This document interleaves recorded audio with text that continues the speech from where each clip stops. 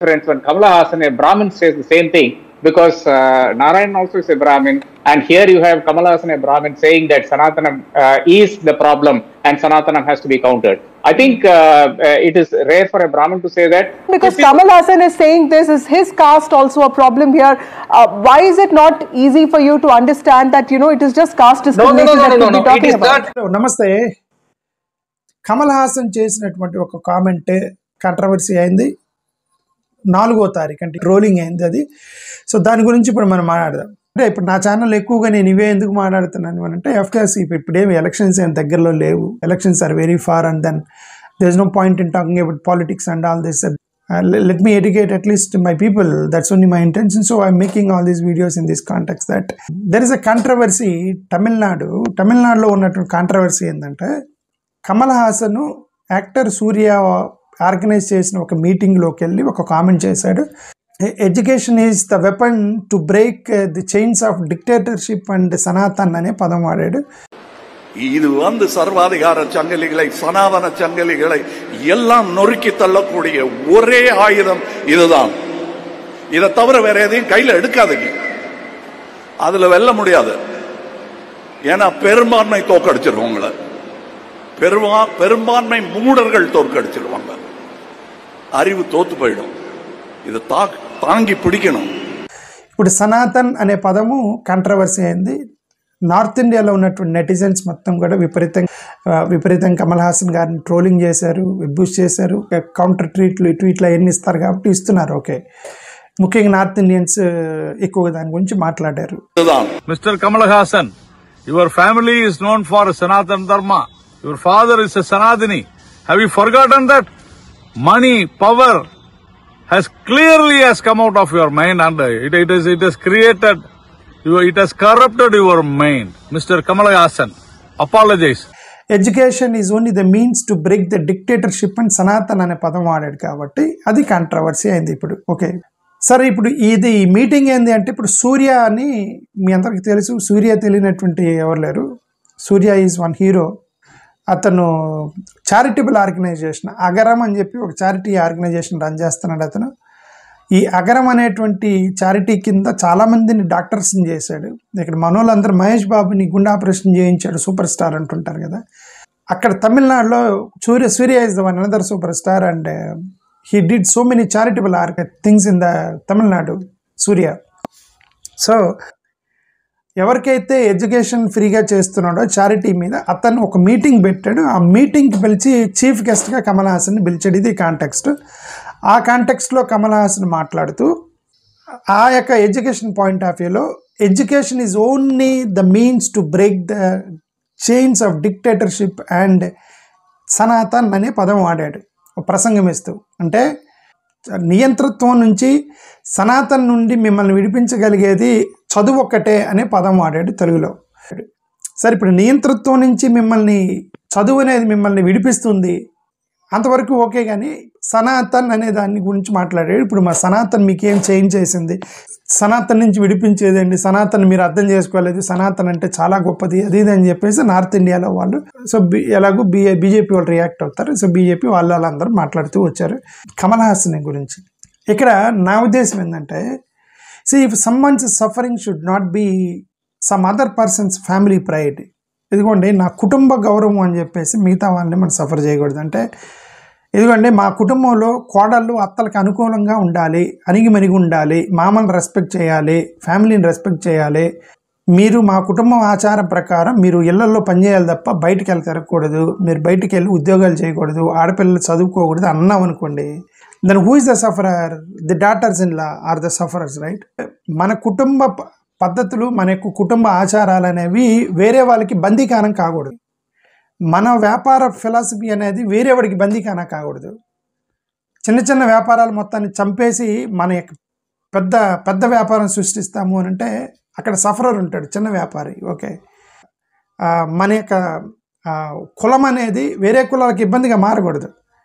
ఎందుకంటే మనం హైయర్ కులస్తులమి, మనకు ఒక ప్రైడ్ ఉంది అని అన్నప్పుడు అంతవరకు ఓకే. పక్కోని నీచంగా చూడాలి, ఆ లో కులం, నువ్వు హైర్ కులం అన్నావంటే నువ్వు లో కులం అని వేరే వాడిని చూస్తున్నావు అని అర్థం. ఓకే, అక్కడ ప్రాబ్లం కదా. Your caste pride should not be a problem to the other caste. ఏమంటే ఇరాను ఇరాక్కి వెళ్తే అక్కడ అన్ని మత గొడవలు, ముస్లిమ్స్ అనేవి ఉండనిస్తారు, లేకపోతే వేరే వాళ్ళని ఉండనివ్వరు.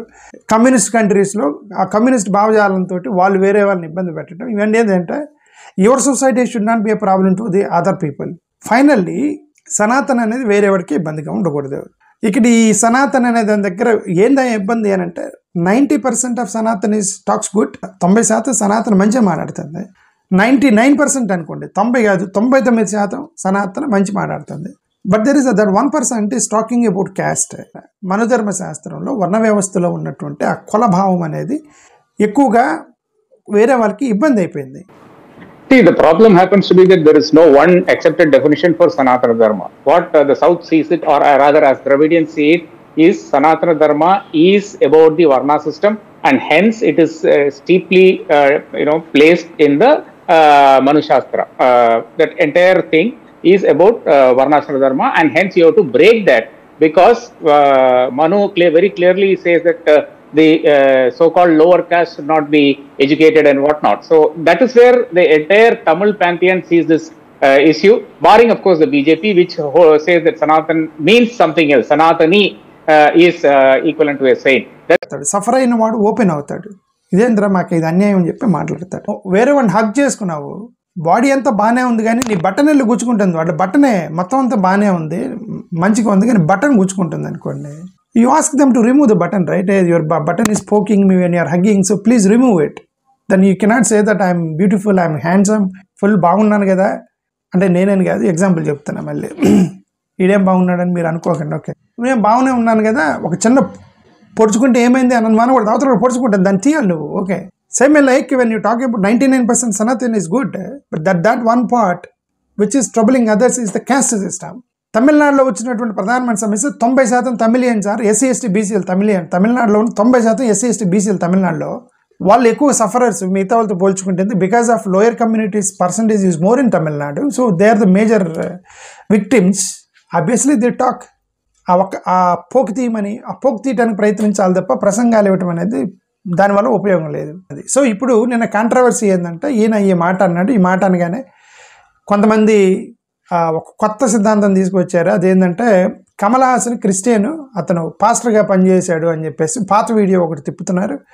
మరి ఆ వీడియో చూస్తే కరెక్ట్గానే అనిపించింది, ఎందుకంటే అతను యంగ్గా ఉన్నప్పుడు అప్పుడే ఫస్ట్ సినిమా చేసినప్పుడు కమల్ హాసన్ ఒక ఇంటర్వ్యూలో మాట్లాడుతూ, నువ్వు యాక్టర్ అవుతావని అనుకున్నావా అని అంటే, లేదు నేను యాక్టర్ అవుతాను అనుకోలేదు, నేను ఒక క్రిస్టియన్ ఆర్గనైజేషన్లో పనిచేశాను, దేవుని స్వార్థ చేశాను, వేరే వాళ్ళకి దేవుని యొక్క వాక్యాన్ని చెప్పడానికి వెళ్ళేవాడిని అని అన్నాడు. అంటే అర్థం మరి ఆయన పాస్టర్గా పనిచేశాడా మిషనరీగా పనిచేశాడా తెలీదు, క్రిస్టియన్ దేవుని వాక్యం చెప్పడానికి నేను వేరే చోటకి వెళ్ళేవాడిని అనే పదం ఒక ఇంటర్వ్యూలో అన్నాడు. దాన్ని వాళ్ళు తిప్పుతున్నారు దాన్ని ఇప్పుడు. ఓకే, ఈజ్ క్రిస్టియన్ మిషనరీ అతను. So I was working with Christian Arts and Communication Center, spreading the word of Christ to the world.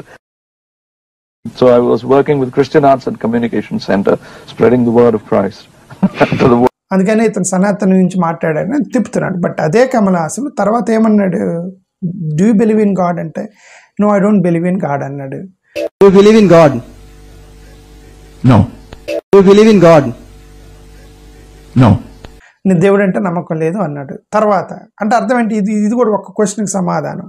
ఇది ఇప్పుడు వీళ్ళందరూ ఎవరైతే చర్చిలకు వెళ్ళేవాడిని, చర్చికి వెళ్ళాడు కదా అని చెప్పి టక్కన లాగేసి మిమ్మల్ని అది చేస్తాం ఇది చేస్తాం అదంతా అనవసరం లేదు, ఎందుకంటే faith can be changed any time. ఇది అదే ఇప్పుడు ఒక కాంట్రవర్సీ నుంచి చాలా సమాధానాలు వస్తాయి మనకి బయటికి. ఇప్పుడు చాలామంది చర్చికి వెళ్ళేవాడిని పట్టుకొని నేను క్రిస్టియన్ అని చెప్పి వెనక నుంచి ఫోటో తీసి సర్టిఫికేట్ తీసేస్తున్నానని చెప్పేసి ఇప్పుడు టీటీడీలో లేపేశారు కదా చాలామందిని, సర్టిఫికేట్ తీసేస్తా అంటే నేను వాళ్ళకి చాలామంది ఆర్గ్యుమెంట్ చేసింది ఏంటంటే, నేను కమల్ హాసన్ ఒక ఎగ్జాంపుల్, చర్చికి వెళ్ళినంత మాత్రాన్ని వాడు అదే మతంలో కొనసాగుతాడని లేదు, బట్ ఒక నెల 2 నెలల తర్వాత ఏం లేదురా బై చర్చిలో అని చెప్పి అనిపించి వాడు మారొచ్చాము, అసలు నాకు దేవుడు లేడని అనిపించవచ్చాము. ఓకే, అప్పటి వరకు దేవుడిని పూజించిన వాడు రేపొద్దు నాకు అంత ఇంత ట్రాష్ లాగా ఉంది దేవుడు లేడు అని అనిపించింది అనుకోండి, వాడు మారిపోతాడు వెంటనే. ఓకే, కాబట్టి ఇది ఫిక్స్డ్ లేదు. Kamal Haasan is the best example. అతనే ఏమన్నాడు, నేను గతంలో దేవుని స్వార్థ చేయడానికి వెళ్ళాను ఒక ఇంటర్వ్యూలో చెప్పాడు. తర్వాత do you believe in God అంటే I don't believe in God అన్నాడు. అంటే అర్థం అతను మనసు మార్చుకున్నాడు అని అర్థం. ఓకే, అతని ఫెయిత్ పోయిందని అర్థం. సో దాన్ని ఇప్పుడు తిప్పుతున్నారు ఏమని, క్రిస్టియన్ కాబట్టి సనాతన గురించి మాట్లాడాడని. నో, క్రిస్టియన్ కాబట్టి కాదు, సమస్యను అర్థం చేసుకునేవాడు. ఇప్పుడు నేను మాట్లాడుతుంటే కూడా చాలామంది అనుకుంటున్నాను ఇటు క్రిస్టియన్ రే నువ్వు క్రిస్టియన్ నువ్వు నేను సమస్య గురించి మాట్లాడుతున్నాను. ఒక వ్యవస్థలో ఉన్నటువంటి సామాజిక కోణం గురించి నేను మాట్లాడుతున్నప్పుడు ఇది క్రిస్టియనా, హిందువా, ముస్లిమా, that's immediate talking about a problem, right? When I'm talking about cancer, that is a disease. I'm talking about a disease, a cancer. బాడీలో ఎక్కడో ఉండేది చిన్న మూల నాకు క్యాన్సర్ గడ్డ, ఓకే, బాడీ అంతా బాగానే ఉండేది, హార్ట్ లివర్స్ మొత్తం బాగానే ఉంటాయి. ఎక్కడో చిన్న క్యాన్సర్ గడ్డ ఉందనుకోండి, నేను దాని గురించి మాట్లాడుతున్నప్పుడు my religion should not be a matter then, because I'm talking about a problem. Same like ఇప్పుడు అతన్ని తిప్పుతున్నారు. మనకి అర్థం కావాల్సింది తమిళనాడులో క్రిస్టియన్ కాబట్టి వాళ్ళు మాట్లాడలేదు. ఎందుకంటే స్టాలిన్ క్రిస్టియన్ ఏం కాదు, ఉదయనిధి స్టాలిన్ క్రిస్టియన్ ఏం కాదు, అక్కడ ఉన్న ఎంపీలు క్రిస్టియన్ కాదు, రాజా క్రిస్టియన్ కాదు, కనిమోలి క్రిస్టియన్, వీళ్ళందరూ క్రిస్టియన్స్ ఏంది, వాళ్ళంతా పక్కా హిందువులు. ఓకే, పెరియార్ లాంటి వాళ్ళు, డాక్టర్ బిఆర్ అంబేద్కర్ లాంటి వాళ్ళు ఇన్ఫ్లుయెన్స్ చేశారు. దే ఆర్ నాట్ అగెయిన్స్ట్ బ్రాహ్మిన్స్కి వ్యతిరేకం కాదు, వాళ్ళు బ్రాహ్మినికల్ సొసైటీ సిస్టానికి వ్యతిరేకం అని వాళ్ళే చెప్పారు. బ్రాహ్మిన్స్ ఎవరండి? మా brothers, we are brothers, all Indians, all human beings. ఎవరైనా కానీ బ్రాహ్మణి కానీ క్షత్రియ కానీ జపానోడు కానీ ఎవడైనా సరే వీఆల్ మనుషులం కదా మనం. ఫస్ట్ ఆఫ్ ఆల్ మనుషులందరూ ఒకటే అనేటువంటిది పెరియార్ సిద్ధాంతం. సో మనుషులకు వ్యతిరేకం కాదు, సిస్టానికి వ్యతిరేకం అన్నారు వాళ్ళు. బ్రాహ్మణికల్ సిస్టమ్ ఏంది? బ్రాహ్మణికల్ సొసైటల్ సిస్టమ్ ఏంటే బ్రాహ్మణ్ సుపీరియర్, తర్వాత వేరే వాళ్ళు, తర్వాత వీళ్ళు, తర్వాత శూద్రులు, తర్వాత అసలు ఇటు కులమే లేదు, ఇటు బెడ్ అంటారు అన్నాడు. అదే కదా బ్రాహ్మణికల్ సొసైటీ. దీనికి వ్యతిరేకమని పెరియారు, అంబేద్కర్ లాంటి వాళ్ళు చెప్పింది బుర్రకెక్కించుకుంది తమిళనాడు వాళ్ళు. ఎందుకంటే ఎక్కువ అక్కడ సఫరర్స్ ఉన్నారు కాబట్టి నేను గతంలోనే చెప్పాను. Okay, population is 90% population SC BCs there, and then they are the sufferers. So బుర్రకెక్కించుకున్నారు సమస్యని, ఎక్కించుకున్నారు కాబట్టి ఇప్పుడు వాళ్ళ సొసైటీకి వ్యతిరేకంగా మాట్లాడుతున్నారు. వాళ్ళు ఇప్పుడు గట్టిగా మాట్లాడుతున్నారు దాని మీద. He is talking about untouchability or caste discrimination, something that Ambedkarites also talk about. Is the BJP overreacting here, or do you think that Kamal Hassan should have been far more careful? And I don't see even the Supreme Court being able to define Sanatana Dharma to the satisfaction of both the Dravidians and the Hindutva people. మనక ధర్మము అనేది ఎదురువాడికి ఇబ్బంది అయినప్పుడు మనకి ధర్మంగానే ఉంటుంది, but suffer అయిన వాడికి ఇది అధర్మం అంటాడు కదా. అప్పర్ కమ్యూనిటీస్ ద్రవిడియన్ సిద్ధాంతం వాళ్ళకి అవసరం ఏముంది? ఆంధ్రప్రదేశ్లో ద్రవిడ సిద్ధాంతం ఎక్కించుకోవడానికి కారణం ఏంటంటే అప్పర్ 25% కాపులు, రెడ్డి, కమ్మ వీళ్ళందరూ కలిసి ఒక 30-40% అప్పర్ క్యాస్ట్ కమ్యూనిటీ ఉంది ఆంధ్రప్రదేశ్లో. Larger system doesn't see it as an attack on Hindus, they see it as an attack on the caste system. Dravidian సిద్ధాంతం దగ్గరికి రానియలేదు. ఎందుకంటే వాళ్ళు ఏం చెప్తున్నారంటే కులం లేదు ఏం లేదు అంటున్నారు వాళ్ళు. వీళ్ళకి నచ్చదు అది. కులం లేదంటే రేపు పొద్దున వచ్చి వీళ్ళు కులం లేదంటారు వీళ్ళని డిస్కరేజ్ చేశారు ద్రవిడియన్ సిద్ధాంతాన్ని. సో నేనేమన్నంటే సఫరర్ విల్ టాక్. ఖైదీలు జైల్లో ఖైదీలకి ఇనప చైన్స్ తోటి చేతులకి సంఖ్యలు వేశారు, అవి ఇనుము, అది సంఖ్యలు వేశారు. వాడు అంటాడు the iron is my clutches chain, please remove my chain అంటాడు వాడు. ఓకే, ఇప్పుడు ఆ వ్యాపారం చేసేవాడే నువ్వు ఇనుమును అవమానిస్తావని అనకూడదు, ఎందుకంటే వాడి చేతికి కట్టేశారండి. ఇప్పుడు ఇనుము అయితే అయ్యిండొచ్చు, వాడి చేతికి కట్టారు కదా, నువ్వు ఇనుము వ్యాపారం అయితే అయ్యిండొచ్చు, చేతికి కట్టేశారు కదా వాడిని, తీమని అడుగుతున్నాడు వాడు. అది వాడి ప్రాబ్లం, వాడి ప్రాబ్లం అది. నేను ఇనుము వ్యాపారాన్ని నువ్వు అవమానిస్తున్నావని అనకూడదు. వాడి చేతికున్న దాని గురించి మాట్లాడుతున్నాడు, ఇనుము మొత్తాన్ని మాట్లాడట్లేదు కదా. అలాగే ద్రవిడియన్ ల్యాండ్లో ఉన్నటువంటి సఫర్ అయ్యేటువంటి లోయర్ కులస్తులు మాట్లాడేది మొత్తం కూడా కులం అనేటువంటి సంఖ్యలని తీసేయండి అని గురించి మాట్లాడుతున్నారు తప్ప సనాతన గురించి ఎవరు మాట్లాడలేదు. ఇఫ్ 99% సనాతన talks good, it's good, we respect, we appreciate. It's up to you if you want to follow సనాతన, బట్ ప్లీజ్ రిమూవ్ దట్ సనాతన that is which is tight to our hands. అది కమల్ హాసన్ చెప్పడానికి ప్రయత్నించింది. థ్యాంక్ యూ, నమస్కారం.